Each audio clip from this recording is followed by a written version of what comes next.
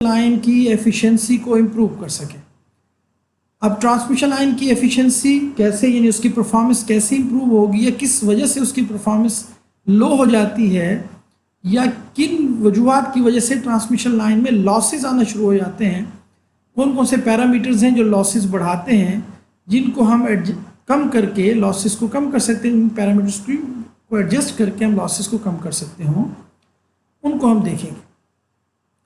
तो इस सेक्शन के अंदर हम कैलकुलेट करेंगे कि कैसे हम मैथमेटिकल लाइन ट्रांसमिशन लाइन को मैथमेटिकली मॉडल करेंगे, और फिर उस मैथमेटिकल मॉडल की मदद से हम वोल्टेज कैलकुलेट करेंगे, करंट कैलकुलेट कर सकते हैं, पावर फैक्टर कैलकुलेट कर सकते हैं किसी भी ट्रांसमिशन लाइन के किसी भी पॉइंट पर, और डिफरेंट लोड चेंज करने से वो करंट वोल्टेज चेंज होगा तो उसे हम मेजर कर सकते हैं। अब ये जो हमारी ट्रांसमिशन लाइन है उसका मैथमेटिकल मॉडल करने के लिए हमें कुछ जो इक्वेशंस डेवलप करनी है वो कुछ इस तरह के फिगर के लिए हमने डेवलप करनी है। ये एक आपको ट्रांसमिशन लाइन नज़र आ रही है, या उसका एक मैथमेटिकल मॉडल जो पेन की मदद से हमने कागज़ पे बनाया हुआ है। असल में तो ट्रांसमिशन लाइन है लेकिन उसका ये मैथमेटिकल मॉडल है। और आप गौर कर रहे हैं कि यहाँ आपको यानी जनरेटर नज़र आ रहा है। जो ट्रांसमिशन लाइन की एक एंड पर जनरेटर होता है, सिंपल तरीन हम स्ट्रक्चर बना रहे हैं, तो उसमें एक एंड पर जनरेटर है, उसके बाद होता तो ट्रांसफार्मर है, लेकिन हमने ट्रांसफार्मर थोड़ी देर के लिए ओमिट कर रहे हैं। और जनरेटर 3 फेज जनरेटर है, तो उसकी 3 कॉइल्स नज़र आ रही हैं, ये 3 कॉइल्स हैं, और ये 3 फेज जनरेटर से जो पावर निकलेगी वो हम 3 लाइनों की मदद से, ये आपको एक पहली लाइन, ये नीचे दूसरी लाइन और ये तीसरी लाइन नज़र आ रही है, तो ये 3 लाइनें 3 फेज को रिप्रेजेंट कर रही हैं, जबकि ये चौथी वायर असल में न्यूट्रल पॉइंट को, ये चौथी लाइन न्यूट्रल पॉइंट को रिप्रेजेंट कर रही है, जो कि 0 वोल्ट रखता है या ग्राउंडेड होता है। तो आपने इन 3 लाइन्स को देखना है जो ट्रांसमिशन लाइन को रिप्रेजेंट करती हैं, और हर ट्रांसमिशन लाइन चूँकि एक कंडक्टर है उसकी कोई ना कोई रेजिस्टेंस भी होगी और कोई ना कोई इंडक्टेंस भी होगी। तो अब हमने उसको मैथमेटिकली पेन वर्क की मदद से यहाँ लिखा कि ये ट्रांसमिशन लाइन है, जिसके लेफ्ट साइड पर जनरेटर को रिप्रेजेंट किया और राइट साइड पर लोड भी 3 फेज लोड, कोई मोटर हो सकती है, 3 फेज मोटर हमने लगा दी है, कोई 3 फेज लोड लगा दी। तो ये उसकी अभी फिलहाल फिगर में हमने रिप्रेजेंटेशन की, जिसको हम मैथमेटिकली आगे लिंक करेंगे कि इसकी मैथमेटिकल रिलेशनशिप्स क्या हैं, कि कितना वोल्टेज सप्लाई करने पर कितना करंट फ्लो होता है और कहाँ कहाँ वोल्टेज ड्रॉप होते हैं। तो इसको थोड़ी देर में हम देखते हैं कि इसकी मैथमेटिक्स क्या है, लेकिन अभी फ़िलहाल इस फिगर में आपको एक ट्रांसमिशन लाइन का मॉडल नज़र आ रहा है जो 3 फेज मॉडल है, जिसके एक एंड पर जनरेटर है और दूसरे एंड पर लोड लगा हुआ है। तो अब इस जो हमने फिगर देखा थोड़ी ऊपर, इसका अगर सिंगल लाइन डायग्राम ड्रा करें, यानी 3 फेजेस में से किसी एक फेज को हम प्रोब करें, गौर से देखें, उसके ऊपर सारी डिस्कशन करें, इस सिंगल फेज की जो एनालिसिस होगा वो बाकी 2 फेजेस के ऊपर भी वही एनालिसिस होगा, इसलिए एक फेज को डिस्कस कर लें तो तीनों फेज समझ आ जाएंगे। तो उस एक फेज को जब हम डिस्कस करने जा रहे हैं तो कुछ उसका यूँ फिगर बनेगा। एक साइड पर जनरेटर है, उसकी एक कॉइल, एक फेज, क्योंकि जनरेटर में 3 कॉइल्स होती हैं, तो एक कॉइल हमने पकड़ ली और कॉइल की इंडक्टेंस होती है, और चूंकि वो कॉइल कंडक्टर से, तार से बनी है, तो उसकी कुछ ना कुछ रेजिस्टेंस भी होगी। तो ये जनरेटर का हम कॉइल रिप्रेजेंट कर रहे हैं, इससे जो वोल्टेज पैदा होगा उसे VS कह रहे हैं, और इसका इसको हम सोर्स वोल्टेज भी कहते हैं। ये जो सोर्स वोल्टेज है ये करंट फ्लो करवाना चाहेगा, यानी जनरेटर करंट भेजेगा, उस ट्रांसमिशन लाइन से करंट फ्लो होगी जिसकी रेजिस्टेंस R और इंडक्टेंस L हमने रिप्रेजेंट की। और लोड साइड पर जो भी आपकी जो मोटर है, मशीन है, जो भी आपका लोड है, उसकी भी एक फेज को रिप्रेजेंट किया, और फेज की जो रेजिस्टेंस है, हिंड्रेंस है या इम्पीडेंस है, उस इम्पीडेंस को हम ZL से शो कर रहे हैं, यानी लोड इम्पीडेंस। और Z से मुराद वो जो इम्पीडेंस है, रुकावट, वो उसमें रेजिस्टेंस भी शामिल हो सकती है, उसमें इंडक्टेंस भी, उसमें कैपेसिटेंस भी, तो तीनों में से कुछ भी हो सकता है। तो ये एक इम्पीडेंस है। आप सारे लोग इलेक्ट्रिकल इंजीनियर्स हैं तो इस बात को समझ रहे हैं।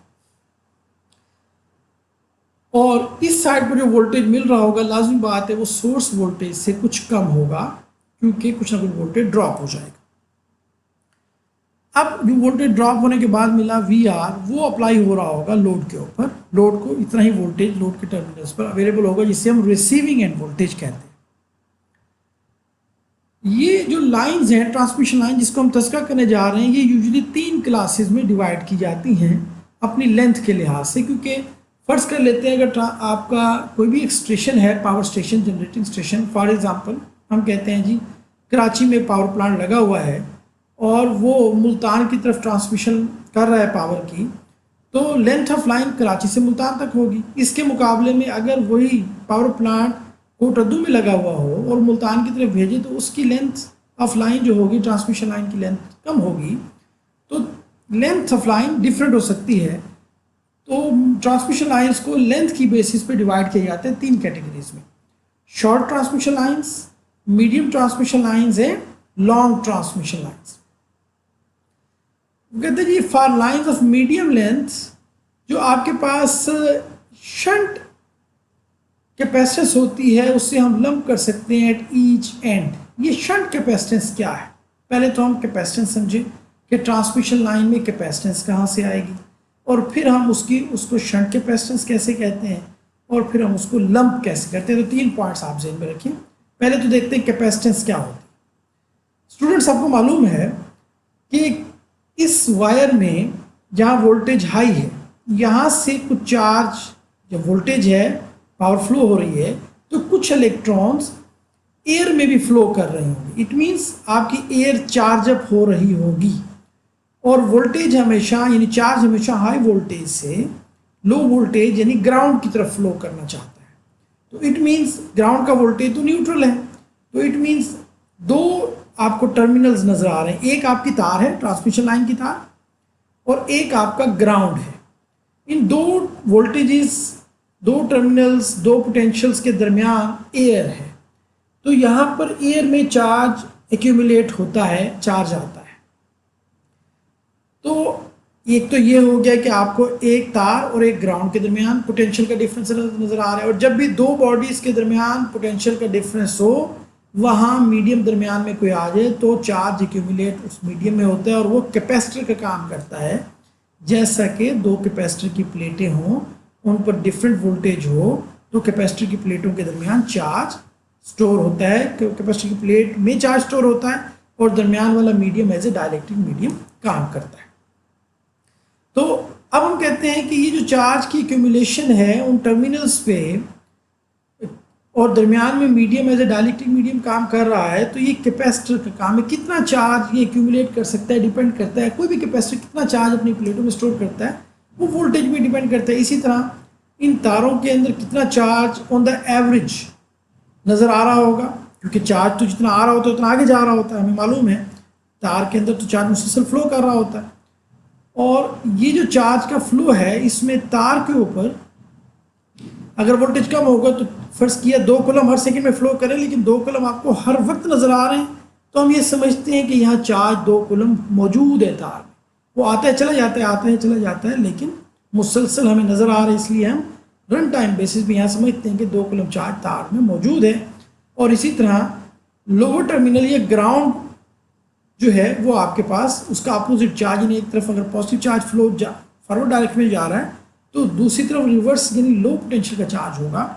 तो हम कहेंगे ये 2 तारों के दरमियान या पोटेंशियल टर्मिनल और ग्राउंड के दरमियान एक वोल्टेज डिफरेंस की वजह से कुछ ना कुछ चार्ज ऑन द एवरेज हर वक्त तार में नज़र आ रहा है, और ये कैपेसिटेंस है। अब ये शंट कैपेसिटेंस क्यों है? क्योंकि ये शॉर्ट होती है ग्राउंड के साथ वायर्स, और उसका वोल्टेज 0 है, इस वजह से उसे हम शंट कैपेसिटेंस कहते हैं। और इसे लीकेज भी कहते हैं कि how much charge is getting leak to the air and then going towards the ground, तो ये शंट कैपेसिटेंस कहलाता है। अब आपको पता है मुसलसल जो चार्ज एक्यूमुलेट होता है और उसमें से कुछ चार्ज ग्राउंड की तरफ जा रहा होता है, तो कितने चार्ज लीक कर रहा है ऑन द एवरेज। कुछ चार्ज तो मुसलसल मौजूद है तार में और कुछ चार्ज जो एयर में लीक कर रहा है वो शंट कैपेसिटेंस का बायस बन रहा है कि एयर में भी कुछ चार्ज मुसलसल इकट्ठा हो रहा है। तो कैपेसिटर प्लेटों का वो हिस्सा जो चार्ज लीक हो रहा है एयर में, उससे हम शंट कैपेसिटेंस कहते हैं, वरना हम तार की अपनी कैपेसिटेंस कहते हैं कि। और ये भी ज़हन में रहे कि 3 अगर फेज होंगे तो 3 फेज में से 2 फेजेस एक्ट कर रहे होंगे, अब उन पर डिफरेंट वोल्टेज होगा। हर वक्त एक तार से दूसरी तार के दरमियान कुछ ना कुछ पोटेंशियल के डिफरेंस, क्योंकि साइनसॉइडल करंट होती है, अल्टरनेटिंग करंट होती है, तो वो मुसलसल चेंज होता है।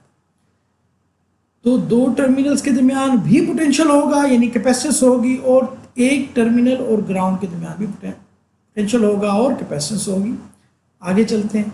ये जो कैपेसिटेंस है, अगर मीडियम ट्रांसमिशन लाइन है, शॉर्ट ट्रांसमिशन लाइन है, उस केस में तो बस हम जो रिप्रेजेंटेशन करते हैं कैपेसिटेंस की वो कुछ इस तरह से करते हैं। फिगर में आपको दिखा देता हूँ,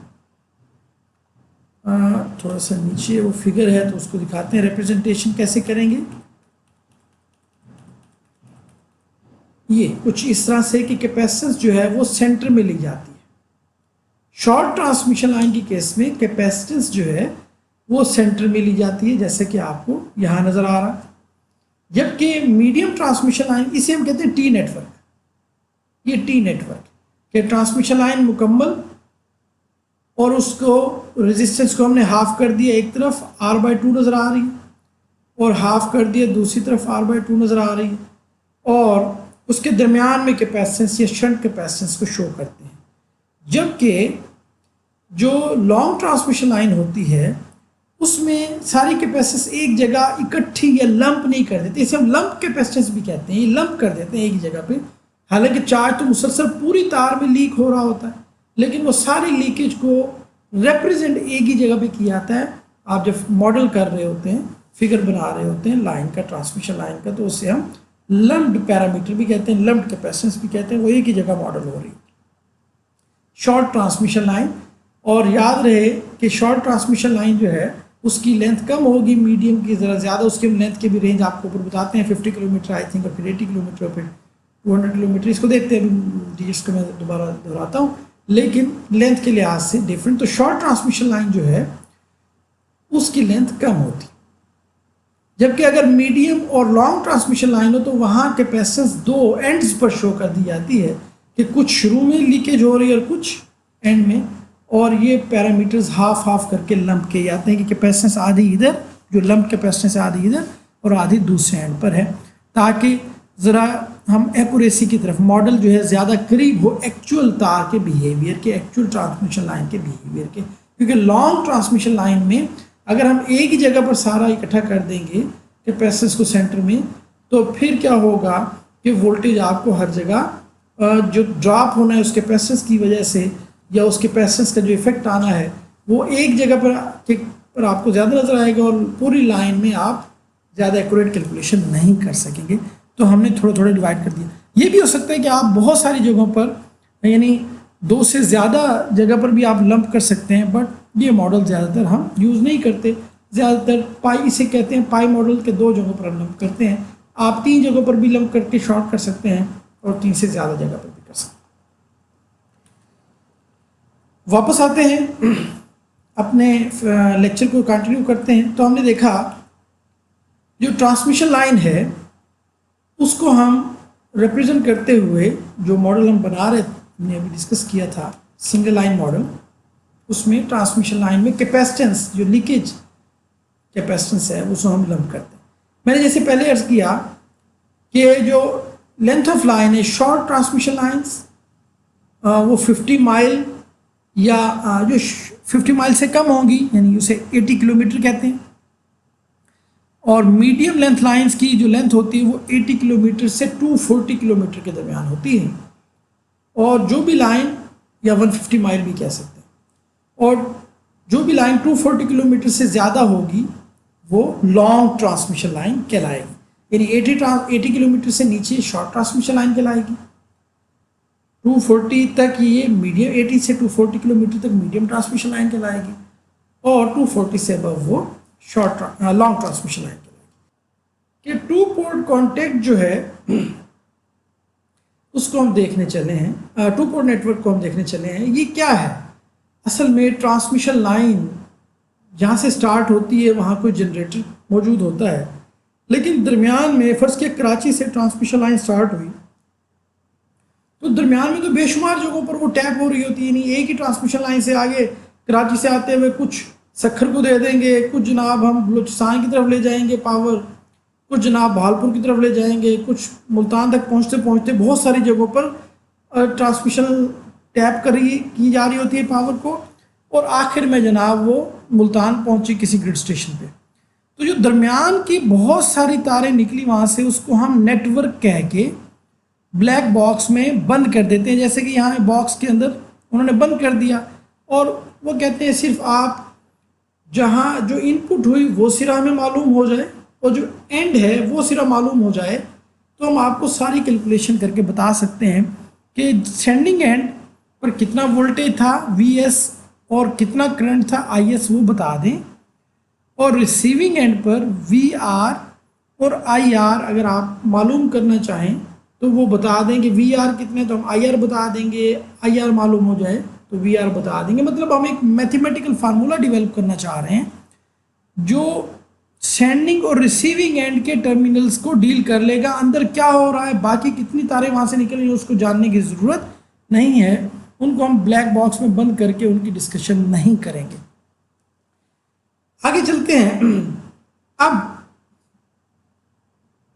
उस कॉम्प्लेक्स नेटवर्क की हम बात, जिस भी कॉम्प्लेक्स नेटवर्क में को हमने ब्लैक बॉक्स में बंद कर दिया, उसके सेंडिंग एंड पर जो वोल्टेज था, अगर मैं आपसे कहूँ कि कितना वोल्टेज था तो आप कहेंगे जी वो कहीं ना कहीं दो हिस्सों जगहों पर ड्रॉप हो रहा होगा।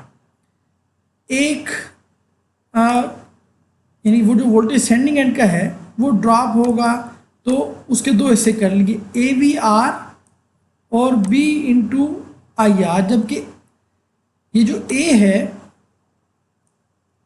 ये B इंटू IR जो है, ये IR के साथ आगे ये B के यूनिट इस तरह के होंगे, मतलब कहने का कि ये करंट से मल्टीप्लाई होके वोल्टेज बना देगा। अभी हम इसको आगे जाके देखेंगे तो समझ आ जाएगा, बहुत आसान बात है ये। और A के यूनिट्स इस तरह के होंगे कि ये वोल्टेज के यूनिट को इफेक्ट नहीं करेगा। तो हमने जानबूझ के जो सेंडिंग एंड वोल्टेज है उससे दो हिस्सों में डिवाइड किया। एक रिसीविंग एंड वोल्टेज का कुछ हिस्सा ले लिया कि यानी सेंडिंग एंड वोल्टेज में से कुछ ड्रॉप हो गया, कितना ड्रॉप हो गया तो उसका नाम रखा B इंटू IR। जबकि B जो है वो कोई ना कोई इम्पीडेंस होगा, कॉमन सेंस बता रही है कि दरमियान में जो लाइन की इम्पीडेंस है अगर वो मालूम हो जाए तो IR को B यानी इम्पीडेंस से मल्टीप्लाई करेंगे तो वो ड्रॉप आ जाएगा। वो drop plus receiving end voltage कितना, उसकी कोई एक ही वैल्यू भी साथ हम दे देंगे कि कितना हिस्सा रिसीविंग एंड पे प्लस कितना हिस्सा drop is equal to sending end voltage. और अगर एक की वैल्यू 1 कर लेंगे, यूनिट कर लें, तो आप और ज़्यादा आसानी से समझ लेंगे कि रिसीविंग एंड वोल्टेज हम अभी फ़िलहाल एज्यूम कर रहे हैं कि एक की वैल्यू 1 ले लें ताकि आपकी लाइफ ईजी हो जाए। कि receiving end voltage plus I into Z, ये B को मैं Z कह रहा हूँ, कि वोल्टेज जो ड्रॉप हुआ I into Z plus receiving end voltage is equal to sending end voltage. और इसी तरह अगर मैं करंट की बात करूं तो करंट जो होगा वो यहाँ कितना रिसीविंग एंड वोल्टेज है उससे आप उसको डिवाइड करें किसी कांस्टेंट यानी C से मल्टीप्लाई करने पर जो V को मल्टीप्लाई होगा C, तो उससे करंट बनना चाहिए। मैथमेटिकली ये नज़र आ रहा है। अभी हम कोई टेक्निकल बात नहीं कर रहे, कॉमन सेंस की बात कर रहे हैं। अभी हम इसकी डिटेल में जाएंगे कि जब भी वोल्टेज किसी नंबर से मल्टीप्लाई हो तो लाजिम बात है 1/, इम्पीडेंस ही होगा ना भाई। जो कैपेसिटी C लिखा हुआ है ये नाम है असल में 1/, इम्पीडेंस का। तो 1/, इम्पीडेंस यानी VR के बटन में इम्पीडेंस रखें तो वो करंट बन जाता है।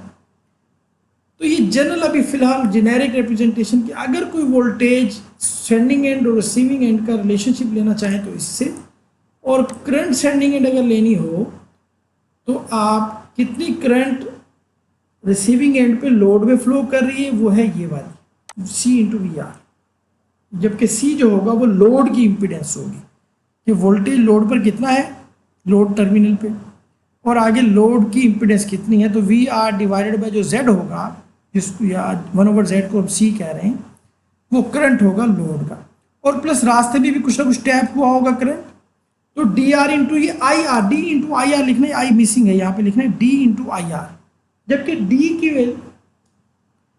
की वैल्यू जो है वो कुछ भी हो सकती है, आप यानी फिलहाल एज्यूम कर लें कि 1 है। तो ये दोनों currents V R over Z plus I R, ये दोनों जो आई आर तक पहुंची करंट, ये जो हमारे पास आ रही है उस टर्मिनल में, ये दोनों करंट मिल के आई एस बन रही है। अभी तक आपको समझ नहीं आया, लेकिन परेशान ना हो, मैंने अल्फाज को आपके जहन में बिठा दिया। अब आगे चलते हैं तो इसको समझते हैं ताकि थोड़ी सी अंडरस्टैंडिंग हो जाए।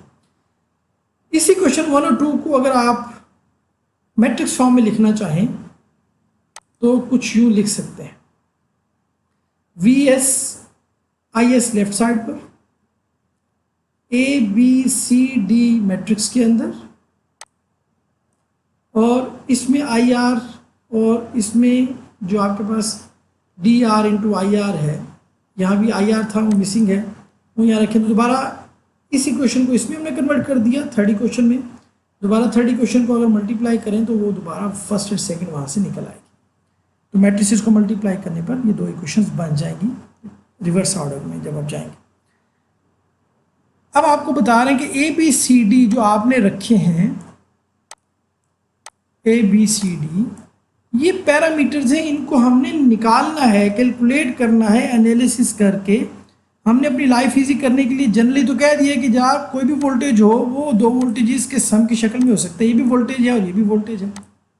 ये वोल्टेज जो ड्रॉप हुआ आपके पास लोड में, और ये वो वोल्टेज जो लाइन में ड्रॉप हुआ, और ये वो करंट है जो दो करंट्स का, यानी सोर्स से जो करंट आ रहा है वो दो जगहों पर ड्रॉप हो रहा है, एक तो लोड में जा रहा है और एक लाइन में कहीं एक टैप हो रहा है। तो दोनों को हमने जनरल बातें करके बता दिया कि वी एस का relationship V R I R के साथ हो सकता है, इसी तरह आई एस का रिलेशनशिप भी वी एस आई आर। इसको जब हम न्यूमेरिकल सॉल्व करेंगे तो आप माइंड बहुत आसानी से समझ लेंगे, इसको बहुत आसानी से क्लियर हो जाएगा, बहुत आसान बात है, परेशान होने की जरूरत नहीं। आगे चलते हैं तो थोड़ा सा इसको प्रैक्टिकली समझने की कोशिश करते हैं जो हम बात कर रहे थे। और अभी हमने मॉडल को देख लिया कि ट्रांसमिशन लाइन का मॉडल कुछ इस तरह का होता है, टू पोर्ट नेटवर्क, या और उसकी मैथमेटिकल रिप्रेजेंटेशन करनी होगी तो वो कुछ ये हमने मैथमेटिकल रिप्रेजेंटेशन की। इसकी ज़्यादा भी आपको समझ नहीं आई तो वरी ना करें, ये भी न्यूमेरिकल करते हैं तो खुद ही आप मॉडल कर रहे होंगे और खुद ही आप सॉल्व कर रहे होंगे तो आसान हो जाएगा। अब चूंकि हमने कहा 3 लाइनें होती हैं, 3 किस्म की, short transmission lines, medium transmission line, और 3 कैटेगरीज में डिवाइड करते हैं। तो सबसे पहले फर्स्ट कैटेगरी को लेते हैं, शॉर्ट ट्रांसमिशन लाइन। ये जो शॉर्ट ट्रांसमिशन लाइन है इसकी कैपेसिटेंस और इसकी लीकेज कैपेसिटेंस और रेजिस्टेंस, ये लिखा गया, लीकेज कैपेसिटेंस कहना है और जो इसकी रेजिस्टेंस है to the earth are usually neglected, क्योंकि शॉर्ट ट्रांसमिशन लाइन इतनी छोटी लेंथ की होती है कि हम इसमें रेजिस्टेंस भी नेग्लिजिबल, जो इसकी कैपेसिटेंस है, जो चार्ज का लीकेज हम कहते हैं बहुत कम लीकेज हो रहा है, और उसकी जो रेजिस्टेंस है उससे हम रिप्रेजेंट करते हैं आर से, और जो इसकी इंडक्टेंस का इफेक्ट है क्योंकि मैग्नेटिक लाइंस तो पैदा हो रही होती हैं ट्रांसमिशन लाइन में। जब हैवी करंट फ्लो करेगा तो करंट फ्लो करने से मैग्नेटिक फील्ड पैदा होता है, और वो मैग्नेटिक फील्ड कुछ ना कुछ इंडक्टेंस पैदा करेगा, वोल्टेज चेंज हुए, एसी करंट है, अल्टरनेटिंग करंट है, हैवी करंट है, तो मैग्नेटिक फील्ड भी चेंजिंग होगा। करंट चेंजिंग है तो मैग्नेटिक फील्ड चेंजिंग होगा। जब मैग्नेटिक फील्ड चेंज होगा तो लाइन के अंदर वोल्टेज पैदा इंड्यूस होगा, जिससे जो इंडक्टेंस का बायस बनेगा, जिसकी वजह से कुछ ना कुछ मुज़ाहमत आएगी, रेजिस्टेंस आएगी, हिंड्रेंस आएगी, इम्पीडेंस होगी। तो जो इम्पीडेंस है 2 वजह से है, एक रेजिस्टेंस की वजह से और एक चेंजिंग मैग्नेटिक फील्ड की वजह से भी कुछ ना कुछ इम्पीडेंस आएगी, जिसको हम एक्सेल कहते हैं। अब मुझे बताएं कि रेजिस्टेंस, जो कैपिटल रेजिस्टेंस है उसको हम ये जैसे मैंने हाईलाइट किया ऐसे लिख सकते हैं, कैपिटल आर को लिख सकते हैं small R into L. Well small R जो है वो 1 किलोमीटर यूनिट लेंथ ले लेते हैं, और यूनिट लेंथ से मुराद 1 मीटर भी ले सकते हैं और 1 किलोमीटर भी ले सकते हैं। तो मैं एज्यूम कर लेता हूँ 1 किलोमीटर। तो अगर आर जो है स्मॉल आर 1 किलोमीटर की लेंथ रेजिस्टेंस हो, 1 किलोमीटर की रेजिस्टेंस फर्ज करिए 2 ओम, और टोटल लेंथ एल जो है वो 100 किलोमीटर हो, तो 2 को 100 से मल्टीप्लाई करेंगे, टोटल रेजिस्टेंस कितनी हो जाएगी 200। मैं दोबारा बताता हूँ कि स्मॉल आर रेजिस्टेंस है यूनिट लेंथ की और टोटल लेंथ है एल। तो यूनिट लेंथ की रेजिस्टेंस है 2 एक लेंथ की, और टोटल लेंथ है 200, तो टोटल रेजिस्टेंस कितनी होगी, एक की जब 2 है तो 100 की 200 हो जाएगी। ठीक हो गया। तो ये रेजिस्टेंस टोटल हमने निकाल, उसे कैपिटल आर को हम लिख सकते हैं स्मॉल आर इंटू एल, और कैपिटल एक्सएल को इसी तरह हमने स्मॉल एक्स कहा यूनिट लेंथ की इंडक्टेंस को, और टोटल इंडक्टेंस एक्सएल हो जाएगी। ये आपको नज़र भी आ रहा है, इंडक्टेंस पर यूनिट लेंथ और resistance per unit length. Okay. तो अब जो इम्पीडेंस है पूरी ट्रांसमिशन लाइन की, जिसको हम यहाँ शो कर रहे हैं, वो capital R into J X L को हम स्मॉल आर इंटू एल और J X small X into L भी कह सकते हैं। और अगर इसको यूँ लिखना चाहें कि एल कॉमन ले लें इसमें से, इन दोनों में से एल कॉमन लिया, तो अंदर जो बचेगा वो आर प्लस जे एक्स बचेगा, जिसको स्मॉल जेड कह देंगे, यानी इम्पीडेंस पर यूनिट लेंथ। समझ आ रही है सबको? जी फहीम? जी सर। गुड हो गया। आगे चलते हैं जी। फहीम माइक बंद कर लें प्लीज़। अच्छा जी, हम ही कह रहे हैं कि जो टोटल इम्पीडेंस है उस ट्रांसमिशन लाइन की, वो तो R plus J X L है। अब हम मॉडल करने चले, मैथमेटिकल इक्वेशन निकालने चले, तो बहुत आसान है। ज़रा मुझे बताएं, क्वेश्चन नंबर 6 को देखें। जो वोल्टेज सप्लाई हो रहा होगा सोर्स एंड से, वो 2 जगहों पर ड्रॉप नहीं हो रहा होगा। एक तो लोड पर कितना वोल्टेज है, फर्स्ट के 220 सप्लाई हुआ और लोड पर पहुंचा वी आर इन 200 200 पहुंचा, ड्रॉप कितना हुआ 20। वो 20 किसके बराबर होगा, आई इंटू जेड के, क्योंकि voltage drop is equal to I R होता है।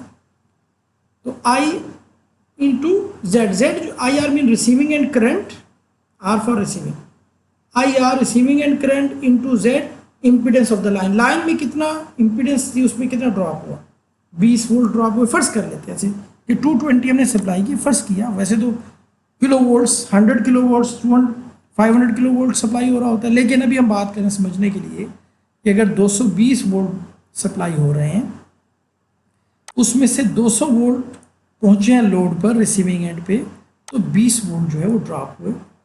लेकिन करंट चूंकि पाथ एक ही है, सीरीज सर्किट बन रहा है, एक कंप्लीट सर्किट है, आप गौर कर रहे हैं यहाँ पे, तो इसमें current through out the path same रहेगा। जितना सेंडिंग एंड करंट होगा आई एस, उतना ही रिसीविंग एंड करंट होगा आई आर। तो I S is equal to I R, उसका नाम हम आई रख लेते हैं, तो यहाँ आप आई पुट कर सकते हैं। वी आर जो होगा, अगर आप इस राइट साइड पे वी आर को इधर रहने दें और आई आर जी को लेफ्ट साइड पे लें, तो इक्वेशन 8 भी आ जाएगी। समझ आ रहा है कि हम मैथमेटिकली यूँ लिख सकते हैं, कोई गलत बात नहीं है। आगे चलते हैं।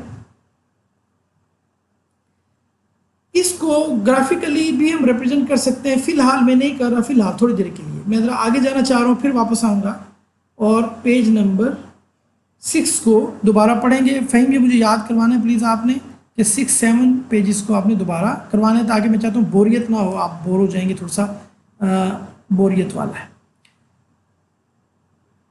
अब जो वोल्टेज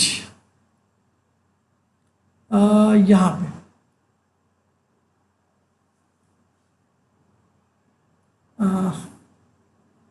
सॉरी, आगे चलते हैं। ये परसेंट वोल्टेज रेगुलेशन भी बाद में करते हैं, अभी हम बात कर रहे हैं, एक एग्जांपल कर लेते हैं और एग्जाम्पल के बाद फिर आपको थोड़ा इंटरेस्ट बढ़ना शुरू हो जाएगा।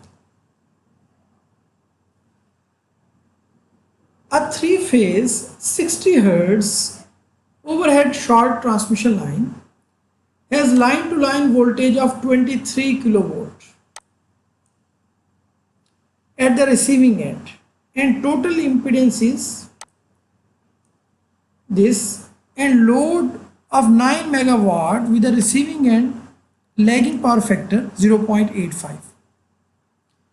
वो कहते हैं जी ये हमारा प्रॉब्लम है कि एक थ्री फेज सिस्टम है ट्रांसमिशन लाइन का जिसमें 60 हर्ट्ज सप्लाई हो रही है और उसमें 23 किलो वोल्ट हम भेज रहे हैं रिसीविंग एंड पे जो पहुंचे हैं, और टोटल इम्पीडेंस उस ट्रांसमिशन लाइन की दे दी है टोटल, और उस पर जो लोड है वो 9 मेगावाट का है, जबकि पावर फैक्टर आपका लैगिंग है, मतलब इंडक्टिव लोड है। लैगिंग पावर फैक्टर पहले भी हमने समझा हुआ है पिछले क्लासेस में कि लैगिंग पावर फैक्टर हमेशा इंडक्टिव लोड के ऊपर होता है और लीडिंग पावर फैक्टर हमेशा कैपेसिटिव लोड पे होता है, यानी वोल्टेज लैग करता है या लीड करता है, सॉरी करंट लैग करता है, या पावर तो करंट की वजह से होती है, तो करंट लैग करता है या लीड करता है।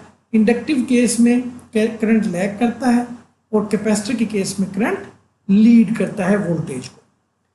बहरहाल वो कहते हैं कैलकुलेट क्या करना है जी, कैलकुलेट करना है neutral and line to line voltage at the sending and,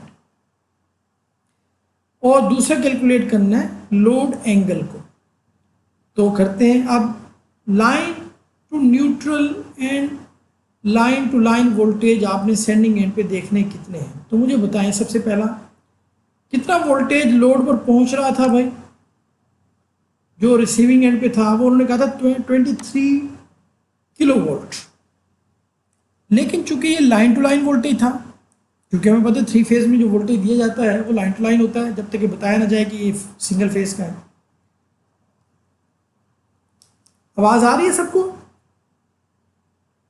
ji sir, ji sir, ji sir. Hello sir आ रही है आवाज? जी जी सर अच्छा चलो, सर तो आपकी आवाज आ रही है। आवाज सबको आ रही है? यस सर आ रही है। यस सर आ रही है सबको। चलें, गुड हो गया। तो अब ये जो आपके पास 23 किलो वोल्ट है उसे आप सिंगल फेज में कन्वर्ट करते हैं, क्योंकि हम तो जब भी मॉडल बनाते हैं वो तो सिंगल फेज का बनाते हैं, तो सिंगल फेज में कन्वर्ट करने के लिए √3 पे डिवाइड करते हैं। तो एक फेज पर जो लाइन टू न्यूट्रल वोल्टेज होगा वो आपका 13,000 वोल्ट होगा √3 पे डिवाइड करने पर।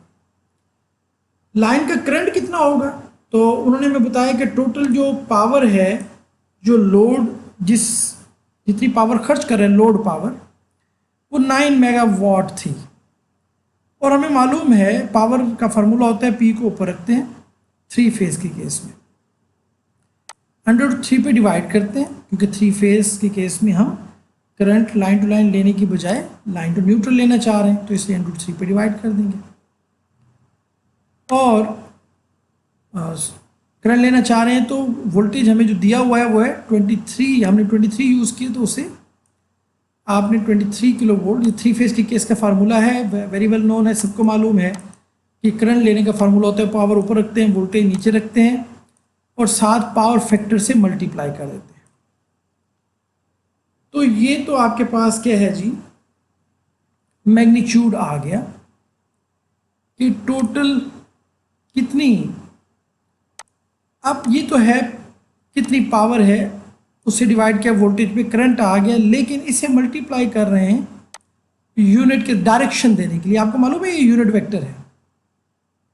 ये यूनिट वेक्टर क्यों है, क्योंकि आप याद होगा sine of theta plus iota cos of theta जो है वो यूनिट वेक्टर को रिप्रेजेंट करता है, sine theta cos theta plus iota sine of theta, अगर आपको याद हो।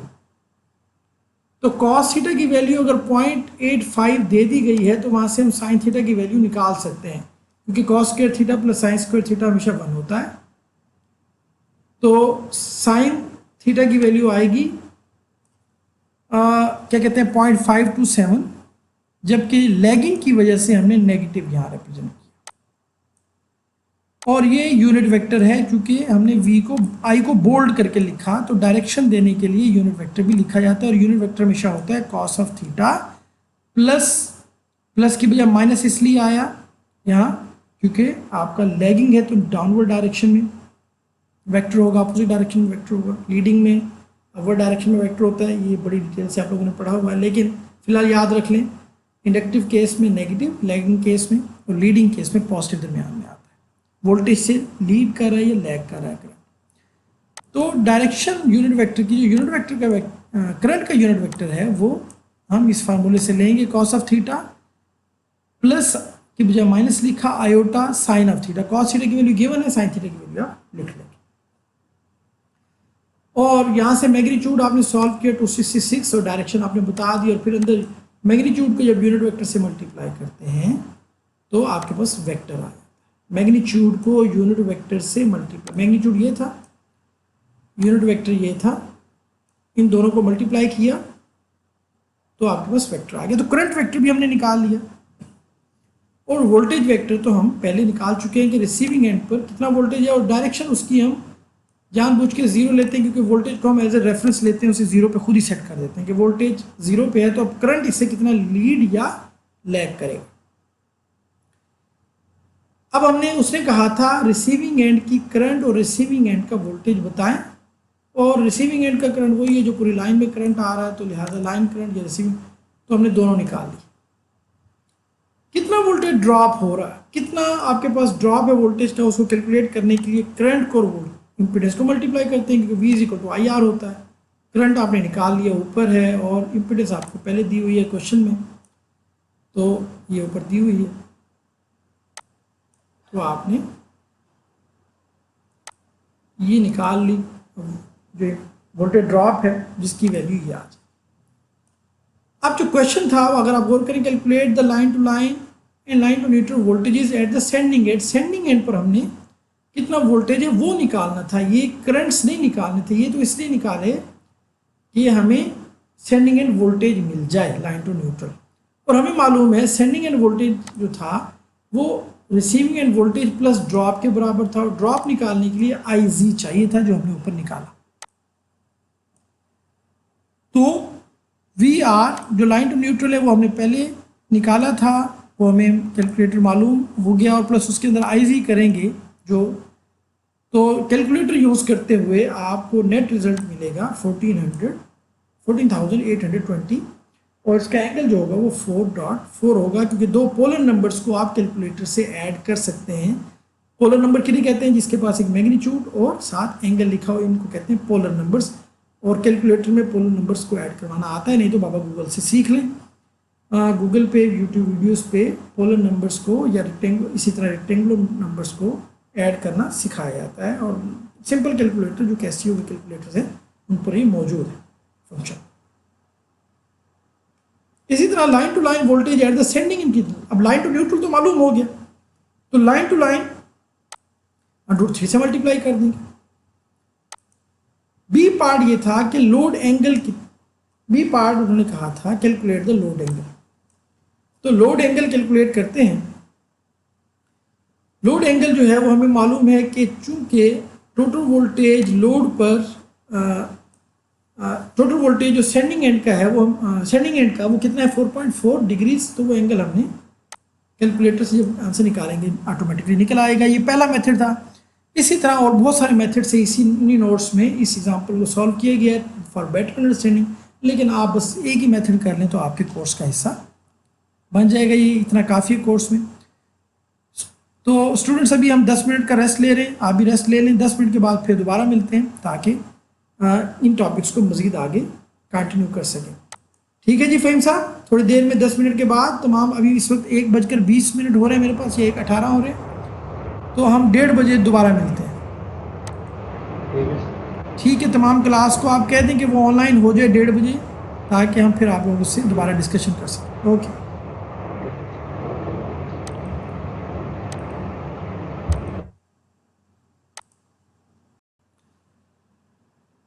तो लाइन मॉडल एंड परफॉर्मेंस का लेक्चर आज हम स्टार्ट कर रहे हैं कि ट्रांसमिशन लाइन को अगर आपने डील करना है तो जैसे मैं बता रहा था कि इंजीनियर साहब जो है वो ट्रांसमिशन लाइन पर चढ़कर या खंबे पे चढ़ के वो ट्रांसमिशन लाइन को डील नहीं करेंगे, बल्कि इंजीनियर साहब ने पेन वर्क करते हुए कागज़ के ऊपर ट्रांसमिशन लाइन के पैरामीटर्स को कैलकुलेट करना है और ट्रांसमिशन लाइन को डील करना है पेन वर्क की मदद से किसी पेपर के ऊपर। तो अब पेपर के ऊपर ट्रांसमिशन लाइन को बनाने के लिए यानी मैथमेटिकली मॉडल करने के लिए हमें क्या करना है उसको आज हम देखेंगे, ताकि हम ट्रांसमिशन लाइन का मॉडल देख रहे थे और ट्रांसमिशन लाइन के मॉडल को अगर हम रिप्रेजेंट करना चाहें कि इसमें फेज़र वेक्टर्स की क्या रिप्रेजेंटेशन है, यानी वोल्टेज कहाँ सप्लाई हो रहा है और कहाँ ड्रॉप हो रहा है, इनको फेज़र वेक्टर्स की शक्ल में देखना चाहें तो कुछ ये डायग्राम बनेगा। ये वाला ये आपको नज़र आ रहा है, लिखा हुआ है phasor diagram of short transmission line to inductive load.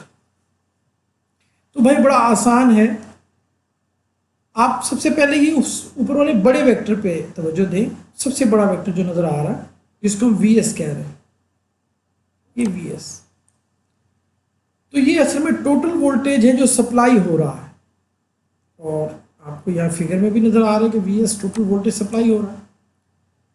ये वोल्टेज ड्रॉप भी हो रहा होगा मुख्तलिफ जगहों पर, कुछ impedance of transmission line, transmission line में कुछ ड्रॉप हो रहा होगा और कुछ लोड में ड्रॉप हो रहा होगा, यहाँ पे वी आर की शक्ल में। तो इसका मतलब वो दो हिस्सों में जो वी एस है उसको हम दो वेक्टर्स का सम लिख सकते हैं। एक तो ये वी आर वेक्टर, जो आपको नजर आ रहा है वेक्टर वी आर, और दूसरा ये आई आर जी वेक्टर। इन दोनों वेक्टर्स का सम करें हेड एंड टेल रूल से तो आपको वी आर वेक्टर नजर आ रहा है, वी एस वेक्टर नजर आ रहा है, दोनों का सम। तो ये तो समझ आना शुरू हुआ कि ये वेक्टर्स ठीक बने हुए हैं। अब थोड़ा सा कुछ और वेक्टर्स देख लेते हैं कि ये जो I R into G vector है, ये वाला वेक्टर, ये भी दो वेक्टर्स का सम है। एक ये वाला vector I R into R यानी रिसीविंग करंट इंटू रेजिस्टेंस, और एक I R into X L यानी receiving current into X L. तो ये एक्स एल और कैपिटल आर जो था वो तो रेजिस्टेंस और इंडक्टेंस थी ट्रांसमिशन लाइन की। तो आई आर, अब इसका मतलब ये हुआ कि ये दोनों जो वोल्टेज ड्रॉप है यानी ये वाला आई आर इंटू आर और आई आर इंटू एक्स एल, ये वेक्टर्स दोनों वोल्टेज ड्रॉप है। वोल्टेज ड्रॉप होता है आई इंटू आर, तो ये भी आई इंटू आर ही है क्योंकि ये भी इम्पीडेंस है एक्सएल, तो ये ड्रॉप ही है वोल्टेज का। ये दोनों ड्रॉप ट्रांसमिशन लाइन के ड्रॉप को रिप्रेजेंट कर रहे हैं कि ट्रांसमिशन लाइन की रेजिस्टेंस में कितना ड्रॉप है और ट्रांसमिशन लाइन की इंडक्टेंस में कितना ड्रॉप है, और दोनों का सम आपको टोटल ड्रॉप बता रहा है क्योंकि ये दोनों का हेड एंड टेल से सम हुआ है।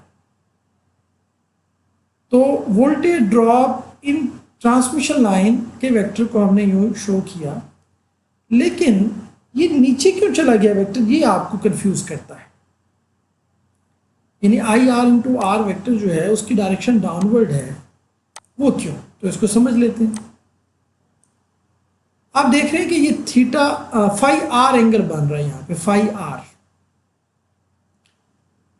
ये जो फाई आर एंगल है असल में ये वो एंगल है करंट का कि करंट कितना लैग कर रही है वोल्टेज को।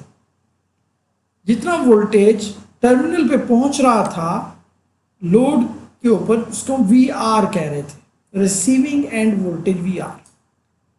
ये वोल्टेज किसी भी एंगल पे, उसको हम इनिशियली जीरो एंगल पे समझ लेते हैं, एज ए रेफरेंस सेट कर लेते हैं कि जो वोल्टेज का एंगल उसको जीरो मान लेते हैं। तो करंट इससे कितना लीड कर रहा है एंगल में, करंट की वेव या लैग कर रही है, उसको हम फिर फाई आर कहते हैं, जो मैंने यहां बताया फाई आर। फिगर में दिखा दें तो इस फिगर में कि वोल्टेज जो इन टर्मिनल पे पहुंचा इस टर्मिनल पे जो वोल्टेज पहुंचा उसकी वेव लाजमी बात एक साइनसॉइडल वेव होगी। ये अपना माइक प्लीज बंद कर दें ताकि डिस्टरबेंस हो रही है। तो ये जो वोल्टेज यहाँ जो वोल्टेज पहुंचेगा उसको हम वी आर उसको हम उसके वोल्टेज के एंगल को जीरो एंगल कहेंगे, और जो करंट का एंगल होगा यहां से जो करंट फ्लो करेगा इन टर्मिनल से लोड की तरफ। जी भाई, हाँ जी बोले।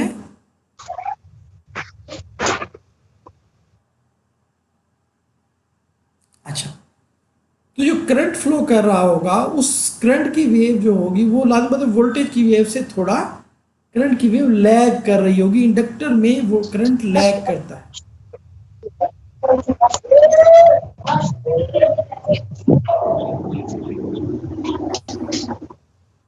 तो करंट की वेव लैग कर रही है और वोल्टेज की वेव जीरो एंगल पे। अब जो एंगल लैग कर रहे हैं उसे हम फाई आर एंगल कह रहे हैं। तो इसलिए रिप्रेजेंटेशन में जो भी वोल्टेज की लाइन बनी थी डॉटेड लाइन डायरेक्शन को रिप्रेजेंट कर रही है कि वोल्टेज का वेक्टर इस डायरेक्शन में है, तो करंट का वेक्टर उससे कुछ लैग कर रहा होगा। और ये तय है कि जो करंट की डायरेक्शन है, करंट की वजह से जो वोल्टेज ड्रॉप रेजिस्टेंस में है वो तो इन फेज होगा करंट के। रेजिस्टेंस में वोल्टेज ड्रॉप जो होता है वो वोल्टेज की वही डायरेक्शन ली जाती है रेजिस्टेंस में जो करंट की डायरेक्शन होती है। लेकिन इंडक्टेंस में करंट की डायरेक्शन के परपेंडिकुलर से लीड करता है जो वोल्टेज ड्रॉप होता है, 90 का डिफरेंस होता है। तो हम कहेंगे जी इंडक्टर जो है वो 90 के एंगल के साथ रेजिस्टेंस के वोल्टेज ड्रॉप को के वेक्टर के साथ हम इंडक्टर का वोल्टेज ड्रॉप वेक्टर लगा देंगे, क्योंकि इन दोनों में फेज 90 का होता है। आपको मालूम है इंडक्टर का जो वोल्टेज होता है वो 90 शिफ्ट कर जाता है सिंपल रेजिस्टिव वोल्टेज से। ये आपने बीएससी में पढ़ा। तो अब टोटल वोल्टेज आपका जो लाइन में ड्रॉप हुआ वो हासिल हो जाएगा इन दोनों वेक्टर्स के सम से। तो ये वेक्टर, ये समझना फिगर को इतना मुश्किल नहीं था। आगे चलते हैं। ये था अगर इंडक्टिव लोड लगा हुआ है, लेकिन अगर आपका कैपेसिटिव लोड हो जैसे कि नीचे वाला फिगर नजर आ रहा है, तो इस केस में क्या होगा? इस केस में बिल्कुल उसी तरह की जिस लोड का की नेचर चेंज हुई, बाकी फिगर सेम रहेगा। तो उससे जो फिगर में फर्क आएगा उसको, जो चेंजिंग आएगी उसको देख लेते हैं। बाकी लाइन तो वही रहेगी, सिर्फ लोड की नेचर चेंज हुई कि इंडक्टिव लोड लगाने की बजाय हमने कैपेसिटिव लोड लगाया। अब जो वोल्टेज पहुंच रहा है टर्मिनल पे लोड के, तो वो तो वही है वी आर, उसी डायरेक्शन में। ओके, लेकिन जो वोल्टेज लोड के अक्रॉस इस वोल्टेज की वजह से जो करंट फ्लो होगा, अब वो करंट लैगिंग नहीं होगा। जैसे ऊपर नजर आ रहा था कि करंट लैग कर रहा था, और उस करंट को हम यहां भी ड्रा कर रहे हैं। ये वेक्टर भी करंट को ही रिप्रेजेंट कर रहा है। यहां ड्रा करके हमने वोल्टेज इस करंट की वजह से जो बना वो यहां ड्रा किया, जो रेजिस्टेंस में ड्रॉप कर रहा है, रेजिस्टेंस का वोल्टेज उस करंट की वजह से आई आर इंटू आर, तो वो सेम डायरेक्शन में होंगे। जो करंट की डायरेक्शन है वही वोल्टेज ड्रॉप की डायरेक्शन रेजिस्टेंस में, और इंडक्टेंस में उसके परपेंडिकुलर। जबकि कैपेसिटर में वो करंट का वेक्टर नीचे आने की बजाय ऊपर है, क्योंकि करंट अब लीडिंग है। कैपेसिटर में करंट लीड करता है। करंट की वेव हमेशा 90 कुछ एंगल लीड करती रहती है कैपेसिटर। कैपेसिटिव लोड में हमने देख लिया कि लीड कर रही है।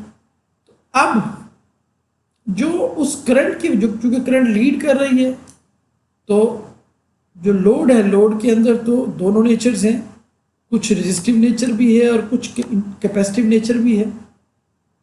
तो इसे हम एक्स एल कहने की बजाय एक्स सी कहें तो ज़्यादा बेहतर है, लेकिन लोड के अंदर इंडक्टेंस, रेजिस्टेंस और कैपेसिटेंस तीनों हो सकती हैं, इसलिए आप इसे खाली एक्स कह दें तो ज़्यादा अच्छा है।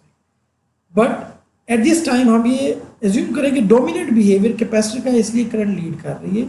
तो जो एंगल आपका बनना चाहिए था स्ट्रेट, वेक्टर की डायरेक्शन स्ट्रेट होनी चाहिए थी, अब जो करंट होगा वो लीड थोड़ा ऊपर की तरफ होगा, एंगल लीडिंग होगा। जो कौन सा करंट, जो लाजमी बात है इसमें फ्लो कर रहा है तार के अंदर, तो वही करंट है ट्रांसमिशन लाइन में जो लोड में करंट है। तो ट्रांसमिशन लाइन का करंट जो है वो ज़रा लीडिंग होगा, वो जो वोल्टेज है रिसीविंग एंड के वोल्टेज से लीडिंग करंट हो गया। अब ये करंट कुछ वोल्टेज ड्रॉप करेगा रेजिस्टेंस में, और ये करंट कुछ वोल्टेज ड्रॉप करेगा इंडक्टेंस में। तो जो रेजिस्टेंस में वोल्टेज ड्रॉप होगा वो तो करंट की डायरेक्ट, करंट के इन फेज उसका वेक्टर बनेगा। करंट की डायरेक्शन अगर अपवर्ड है तो रेजिस्टेंस की वजह से जो वोल्टेज ड्रॉप हुआ वो वेक्टर भी उसी डायरेक्शन में होगा। मैग्नीट्यूड तो डिपेंड करेगा ना रेजिस्टेंस और करंट की मिकदार पे। रेजिस्टेंस बड़ी कर दें तो मैग्नीट्यूड बड़ा हो जाएगा इस वेक्टर का, लेकिन डायरेक्शन सेम रहेगी, करंट की डायरेक्शन। और इंडक्टिव वोल्टेज ड्रॉप जो उस ट्रांसमिशन लाइन में हो रहा है, रेजिस्टेंस में तो हमने देख लिया, इंडक्टेंस वाला वोल्टेज ड्रॉप उस वोल्टेज रेजिस्टिव वोल्टेज ड्रॉप से भी 90 शिफ्टेड होगा। ये 90 का एंगल होगा। तो टोटल वोल्टेज कितना ड्रॉप होगा जी? टोटल वोल्टेज हमें मालूम है, वो पहले वेक्टर और ये दूसरा रिजल्टेंट वेक्टर जो आई आर इंटू जी हुआ, इन दो वेक्टर्स को ऐड करने से resultant vector V S vector आएगा। अच्छा जी, अब आपने दोनों फिगर्स देख लिए जिसमें लैगिंग और जिसमें लीडिंग दोनों, यानी इंडक्टिव और कैपेसिटिव दोनों लोड का तस्वीर किया। अगर इन दोनों को मर्ज करें और नेट बिहेवियर लेना चाहें तो कुछ ये इक्वेशन बनती है। आप और करें बिल्कुल सेम, कि कुछ तो वोल्टेज ड्रॉप होगा, जो टोटल वोल्टेज सप्लाई हो रहा है वो voltage drop plus current into impedance in transmission line, current into impedance. ये करंट है, करंट का केस पॉजिटिव लेंगे अगर लीडिंग है, नेगेटिव लेंगे अगर लैगिंग है। यानी इंडक्टिव लोड में नेगेटिव कर लेंगे, कैपेसिटिव लोड में लीडिंग कर लेंगे करंट। ये करंट दो जगहों पर, दो करंट्स का मजमुआ होती है। आपको मालूम है ये जो करंट होगी रिसीविंग करंट, ये चूँकि वेक्टर क्वांटिटी और वेक्टर के दो कंपोनेंट्स बना सकते हैं। एक एक्स कंपोनेंट कहते हैं, जो करंट का वेक्टर था हमने देखा था, इस करंट वेक्टर को के दो कंपोनेंट, एक एक्स कंपोनेंट कह दें और एक वाई कंपोनेंट कह रहे हैं। ये एक मैथमेटिकल बात है, करंट तो एक ही होगी लेकिन मैथमेटिकली उसके दो हिस्से बना रहे हैं ताकि इक्वेशन बनाया जाए कि मतलब करंट तो वही है, लेकिन मैथमेटिकल एनालिसिस के अंदर हम ये कह रहे हैं कि वो करंट की एक डायरेक्शन है, तो इसलिए उसका एक एक्स कंपोनेंट होगा, एक वेक्टर है, और एक वाई कंपोनेंट होगा। और प्लस से मुराद है लीडिंग करंट के ऊपर की तरफ से साइन थीटा ऊपर की तरफ होगा, यानी वाई कंपोनेंट, और नेगेटिव से मुराद है वाई कंपोनेंट नीचे की तरफ होगा। तो एंगल का पता लग जाएगा इन दो कंपोनेंट्स के सम से जो नेट करंट बनेगा। तो ये करंट और जो लाइन की, ट्रांसमिशन लाइन की इम्पीडेंस है, इन दोनों को मल्टीप्लाई करने पर वोल्टेज ड्रॉप उसमें आ जाएगा। तो अगर टोटल सप्लाई आप 220 कर रहे होंगे, वी एस 220 है और 20 का ड्रॉप हो रहा है यहाँ पे, तो नेट जो आपको मिलेगा लोड पर वो वी आर रिसीविंग एंड पे वो 200 होगा, 200। तो इक्वेशन 10 भी हमें समझ आती है।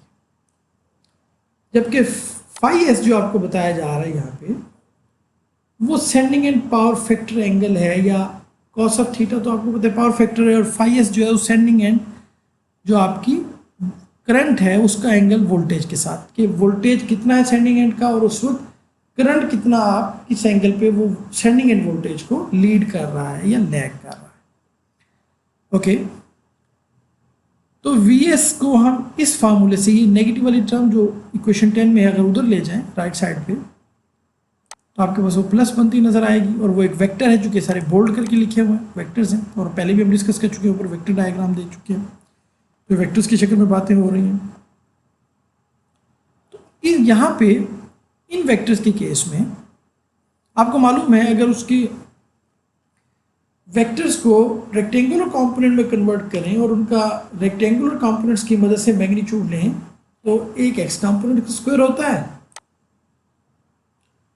और एक वाई कंपोनेंट का स्क्वायर और फिर दोनों का अंडर रूट ले लेते हैं तो नेट मैग्नीट्यूड आ जाता है, सबको मालूम है।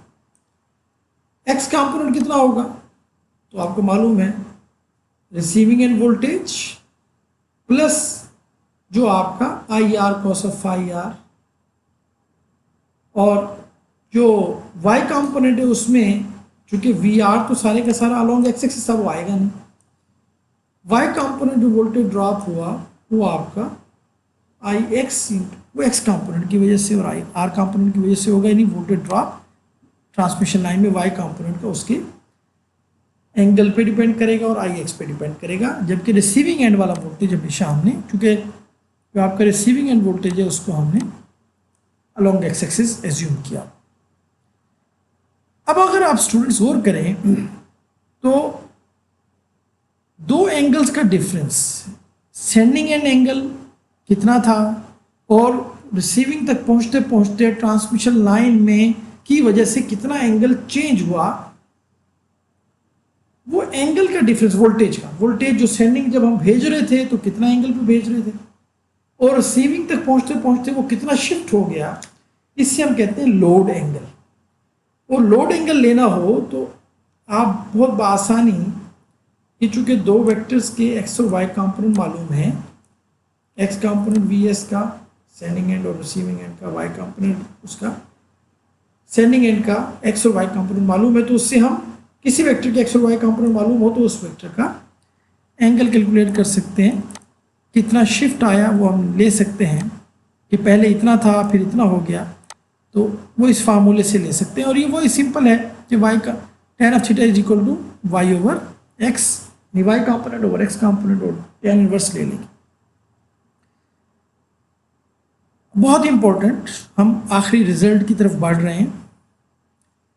अगर आप ए की वैल्यू 1, बी की वैल्यू जी, सी की वैल्यू 0 और डी की वैल्यू 1 लेने, जो कि हमारी इस ट्रांसमिशन लाइन में है, जो सिंपल हमने ट्रांसमिशन लाइन ली है, ए की वैल्यू 1 पुट करें तो इक्वेशन में क्या बनता है, ये ए बी सी डी वाले जो हमने लिखी इक्वेशन, ए की वैल्यू 1 पुट करें और बी की वैल्यू जी पुट करें तो 1 को मल्टीप्लाई करें वी आर के साथ इस पर पुट करने पर, और बी को जी पुट करें तो आपको V S is equal to V R plus I R into G नजर आएगा। इसका मतलब बिल्कुल ठीक है, जो हमने ऊपर बात की थी वही बात यहाँ है।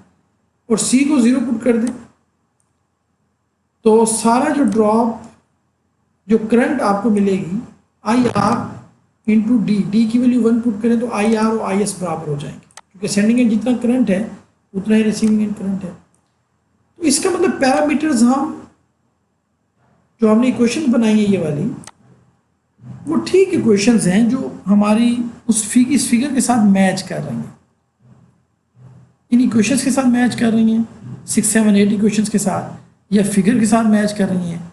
जस्ट इन इक्वेशंस को हमने मैट्रिक्स फॉर्म में कन्वर्ट किया तो ए बी सी डी की वैल्यूज़ देख ली और ये ज़रा इनकी डिटेल में गए, फेज़र फॉर्म में समझ लिया कि फेज़र फॉर्म में या वेक्टर फॉर्म में इस तरह से इक्वेशंस हैं, वो समय आगे जाके इक्वेशंस बहुत काम आएंगी।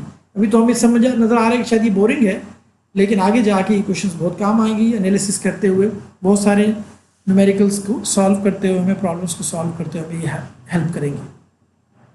और पावर एंगल जो कि टार्क एंगल भी कहलाता है, बहुत इंपॉर्टेंट होता है, इसे लोड एंगल भी कहते हैं। ये लोड एंगल बहुत इंपॉर्टेंट होता है जब किसी जनरेटर का कंट्रोल पढ़ रहे होते हैं आप, तो उसमें लोड एंगल का तस्करा, लोड एंगल ही मेन रोल प्ले कर रहा होता है। इसको देखते हुए इसको लोड एंगल भी कहते हैं, पावर एंगल भी कहते हैं, टॉर्क एंगल भी कहते हैं।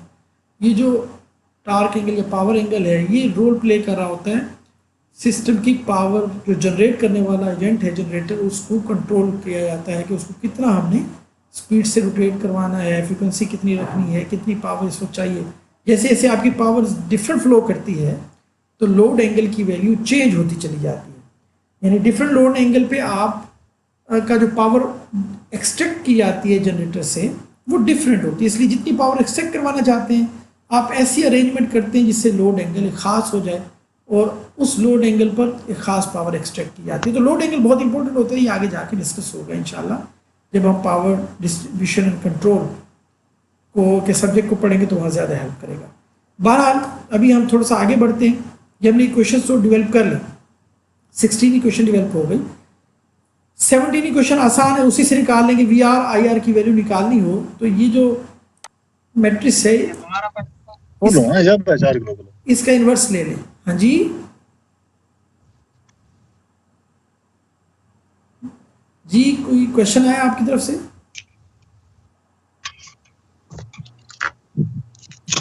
अच्छा चले,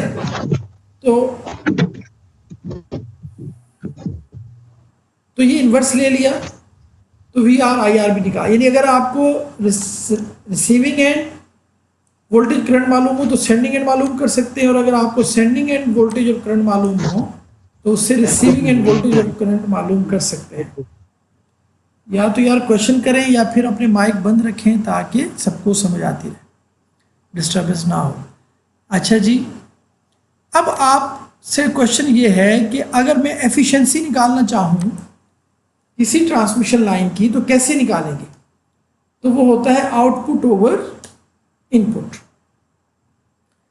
आउटपुट कितना है, जितनी पावर आप खर्च कर रहे हैं वो आउटपुट है, उस ट्रांसमिशन लाइन से जितना पावर आप एक्सट्रैक्ट कर रहे हैं। और पावर लेनी हो 3 फेज के केस में तो वो √3 से मल्टीप्लाई करते हैं किसको, वोल्टेज और करंट को। और जो खर्च होने वाली पावर होती है, यानी जो आउटपुट पावर होती है, बाकी तो साइन कंपोनेंट होता है, इंडक्टिव पावर जो इंडक्टर और कैपेसिटर में स्टोर हो जाती है, रिएक्टिव पावर। हम तो एक्टिव पावर की बात करें, जो हम खर्च करते हैं, आउटपुट हमारा वही होता है, वो कॉस ऑफ थीटा से ऊपर आ जाएगा। और इनपुट के लिए आप क्या करेंगे, वो √3 V sending end voltage into current. Current तो वही है जो आपकी रिसीविंग एंड पे, वही सेंडिंग एंड पे होगी। Power is equal to V into I होता है ना, सबको मालूम है। तो वोल्टेज इंटू करंट, और √3 इसलिए कि 3 फेज है। तो अगर आउटपुट और इनपुट को सिंप्लीफाई करेंगे तो हमारे पास ये इक्वेशन बनेगी। और इसी क्वेश्चन को 18 से हम 19 की तरफ मजीद आगे बढ़ते हैं। आउटपुट को यूँ भी लिख सकते हैं, एफिशिएंसी को यूँ भी लिख सकते हैं क्वेश्चन को, output over output plus losses. Output तो आपका आ रहा था V R I R cos of phi R, ये जो क्वेश्चन ऊपर आई। अगर मैं इसको कंपोनेंडो एंड डिवाइड एंडो वाला मेथड लगाऊं तो उससे आप जो लिख सकते हैं, ये सिंपल बात है कि आउटपुट तो ऊपर ही नहीं दिए, लॉसेस कितने होंगे वो इतने होंगे। आउटपुट प्लस लॉसेस इनपुट होता है, कितने लॉसेस होंगे? तो जाते हुए आई स्क्वायर आर, 2 तारें होती है ना, एक जाने के लिए करंट लोड की तरफ और एक वापस लोड से जनरेटर की तरफ आते हुए ट्रांसमिशन लाइन। तो ट्रांसमिशन लाइन की 2 तारें होती हैं, एक जाने के लिए, एक आने के लिए, एक फेज में। तो जाते हुए आई स्क्वायर आर लॉस होगा और वापस आते हुए भी आई स्क्वायर आर, तो कितना हो जाएगा जी, 2 आई स्क्वायर आर। तो टोटल एफिशिएंसी भी हम इस तरह से निकाल लेंगे। और इस एफिशिएंसी को 3 फेज लाइन के लिए, फॉर 3 फेज लाइन, आप 2 आई स्क्वायर आर कहने के बजाय अगर न्यूट्रल को हम दरमियान से निकाल दें तो वो 3 आई स्क्वायर, 3 तारें हो जाएंगी। 2 से जा रहा होगा तो 1 से वापस आ रहा होगा करंट, या 1 से जा रहा होगा तो 2 से वापस आ रहा होगा। 3 फेज में ऐसा ही होता है कि कोई सी 2 में एक वक्त में अगर करंट जाता है तो तीसरे से वापस आता है, या 1 से जाता है तो 2 से वापस आता है। लेकिन 3 पाथ होते हैं, इसलिए लॉस 3 गुना हो जाएगा। और √3 जो है वो 3 फेज की वजह से हमें लगाना पड़ता है। और ये क्यों लगाना पड़ता है, इसकी बड़ी डिटेल आप लोग पहले भी 3 फेज का फार्मूला ड्राइव कर चुके हैं, और उसको हमने मेरे ख्याल में, मुझे याद पड़ता है आपके ज़िम्मे इनिशियली असाइनमेंट भी लगाई थी और मैंने समझाया भी था शुरू के लेक्चर्स में कि 3 फेज पावर ट्राइंगल जो है वो कैसे हम कैलकुलेट करते हैं। तो आज के लिए स्टूडेंट्स इतना ही।